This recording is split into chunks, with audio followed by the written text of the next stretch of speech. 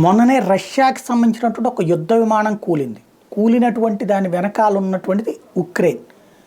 Ukraine ఎందుకు పేల్చింది? అది రష్యాకి సంబంధించినటువంటి బాంబులు, మిస్సైల్స్ అవన్నీ ఆ విమానంలో రవాణా చేస్తున్న సమాచారం అందడంతో ఉక్రెయిన్ మిస్సైల్ ద్వారా దాన్ని పేల్చింది. అది మొక్కలయ్యింది. అయితే అందులో ఆయుధాలు లేవు. 64 మంది చనిపోయారు. ఎవరా 64 మంది? ఉక్రెయిన్ వాళ్ళు యుద్ధంలో లొంగిపోతే వాళ్ళని రష్యా బంధించింది.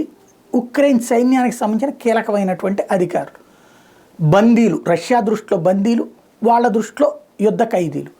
వాళ్ళు వెళ్తున్న విమానాన్ని కూల్చేసింది.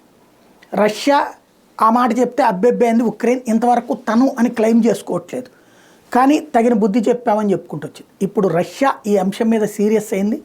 ఉక్రెయిన్ దగ్గర అట్లాంటి ఆయుధాలు లేవు, యుద్ధ విమానాల్ని కూల్చగలిగినటువంటి మిస్సైల్స్ వాళ్ళ దగ్గర ఏం లేవు.